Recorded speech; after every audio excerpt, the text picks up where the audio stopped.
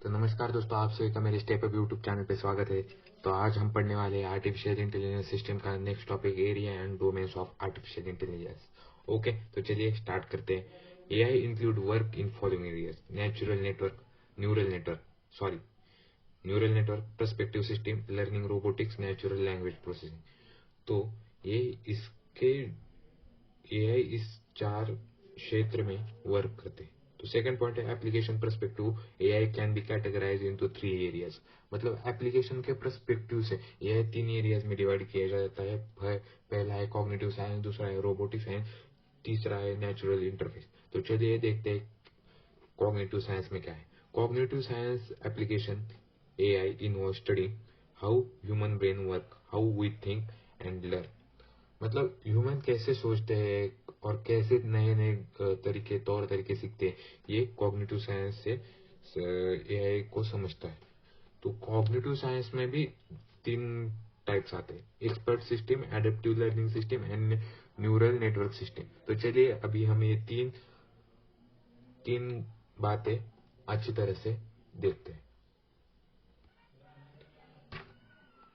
Expert system में क्या होता है? AI system that represent human expert knowledge. मतलब जो एआई सिस्टम है, जो एआई सिस्टम है वो ह्यूमंस की एक्सपर्ट नॉलेज दिखाते हैं as a rule to solve complex problem. मतलब अभी हम सोचते हैं अगर हमको इंजीनियरिंग में या किसी भी मैथमेटिक्स में अगर कॉम्प्लेक्स प्रॉब्लम पूछा गया होगा तो हम उसको कैसे सॉल्व करते हैं। तो ये सोचने की जो भी तौर तरीके है, जो भी सोचने की एनर्जी है, जो भी सोचने की पावर है, वो कैसे जनरेट होती है और उसके जो भी रेफरेंस है वो कहाँ से आता है, तो वो एक्सपर्ट सिस्टम में होता है। तो यहाँ पे दिया है in field like engineering, science, medical and business. मतलब यहाँ पे थिंकिंग नॉलेज अच्छी रहनी चाहिए, तभी तो ये प्रॉब्लम सॉल्व होते हैं। एडेप्टिव लर्निंग सिस्टम में क्या है? एक्टिविटीज दैट इनेबल कंप्यूटर और devices to acquire knowledge beyond what initially program, allowing them to learn and improve over time. मतलब एडप्टिव लर्निंग में क्या आता है? हम नए नए सीखते हैं। हम जब पैदा हो गए तो हम तभी हमें हमारी मदर टंग लैंग्वेज बोलने भी नहीं आती थी, हमें इंग्लिश नहीं समझती। अगर मदर टंग सीखे तो इंग्लिश नहीं समझते, तो इंग्लिश लैंग्वेज सीखने के लिए हमने क्या किया? इंग्लिश या एनी कौन सी भी जो लैंग्वेज है, फ्रेंच या जापानीज हो, कौन सी भी हो, तो उसके लिए हमने क्या किया? उसको हम पढ़े, उसको बार बार सुने, तो उसके बाद हमको समझते अभी वो आने लगती है। तो ऐसे होता है एडेप्टिव लर्निंग में। जो भी हमको पहले ज्ञान दिया होता है तो उससे भी हम अभी नए नए, अभी हम फर्स्ट स्टैंडर्ड में थे तो सेकंड स्टैंडर्ड में जाएंगे तो और सीखेंगे, थर्ड स्टैंडर्ड में जाएंगे तो और सीखेंगे, 10th स्टैंडर्ड में जाएंगे तो और सीखेंगे। तो ये adaptive learning system artificial intelligence में प्रोवाइड की जाती है। जो इनिशियली प्रोग्राम, मतलब जो स्टार्टिंग को जो जितनी इन्फॉर्मेशन उसको पता थी उससे, और 1 साल बाद उसको उससे भी ज्यादा इन्फॉर्मेशन पता रहती है, क्योंकि वो उतने एक्सपीरियंस से आगे निकल गया होता है। तो अभी देखते हैं neural network simplified model of human nerve system that can learn, generalise and exhibit human like behaviour, enabling them to recognise pattern to make a decision. मतलब डिसीजन, अभी हमने बहुत सारा डेटा स्टोर किया है, तो हम अभी हमें प्लस और माइनस और एडिशन और सब्ट्रैक्शन अगर पूछे तो हमारा वो कब होगा है? फर्स्ट टाइम में होगा। मगर अभी भी हमको अगर पूछा कि एडिशन बताओ 2+2 का एडिशन 4 होता है, तो ये हमको कैसे पता चलता है?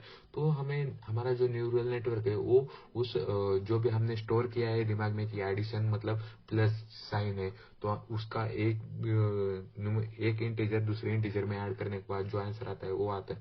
तो ये हमको कैसे पता चलता है? वो हमारे दिमाग में पहले से ही स्टोर है। तो यहाँ पे भी न्यूरल नेटवर्क में ऐसा होता है कि कंप्यूटर में अगर कौन सी भी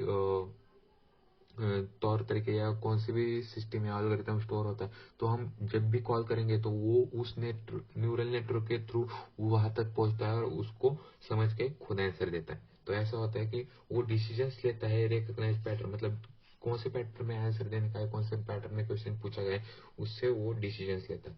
तो अभी हम नेक्स्ट टॉपिक पढ़ने वाले हैं। ये मेजर एरियाज हम पढ़ रहे थे, उसमें तीन टाइप्स के। अभी तक हम क्रिटिकल साइंस सीखे, कॉग्निटिव, अभी तक हम कॉग्निटिव साइंस सीखे, तो अब हम उसका दूसरा टाइप पढ़ने वाले हैं, रोबोटिक्स। तो चलिए स्टार्ट करते हैं।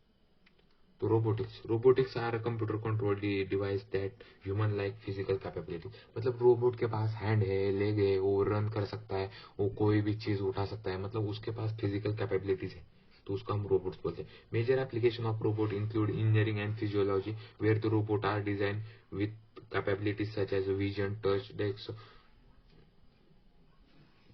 Dexterity, manipulation and handling. Dexterity का मतलब है कौशल्य, मतलब उसके पास जो भी स्किल्स है उसको हम डेक्सटेरिटी बोलते हैं। कैपेबिलिटीज होते हैं, उसके पास ह्यूमन जैसी कैपेबिलिटीज होती है, विजन होता है, टच होता है, उसको सेंसेशन होता है, मैनिपुलेशन होता है, हैंडलिंग होता है, मतलब वो कुछ भी कर सकता है। जो ह्यूमंस कर सकते हैं वो रोबोट सब चीजें कर सकता है, तो वही रोबोट्स में समझा दिए गए। तो अभी हम उसका तीसरा और लास्ट आखिरी पॉइंट पढ़ने वाले हैं, नेचुरल इंटरफेस।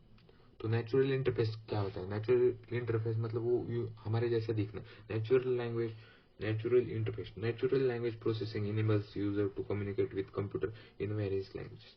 मतलब नेचुरल लैंग्वेज प्रोसेसिंग ये ऐसी एक लैंग्वेज है जो कंप्यूटर को या यानी रोबोट को ह्यूमन की बातें समझने के लिए हेल्प करती है। ये स्पेशल लैंग्वेज है पाइथन और जावा की जैसी। सेकंड है स्पीच रिकग्नाइजेशन, मतलब वो स्पीच कौन क्या बोल रहा है वो जल्दी से समझता है। Multi sensory device that use variety of body movements and operate computer. मतलब क्या है मल्टी सेंसरी, मतलब उसके बहुत सारे सेंस होते हैं, devices use to variety of body movements, मतलब बहुत सारे टाइप्स के बॉडी मूवमेंट्स, और ऑपरेट कंप्यूटर मतलब कुछ भी कर सकता है वो, अनबिलीवेबल चीजें भी कर सकता है, ऐसा होता है। तो thanks for watching this video. अगर अच्छा लगा हो तो लाइक और शेयर और सब्सक्राइब जरूर करना। धन्यवाद।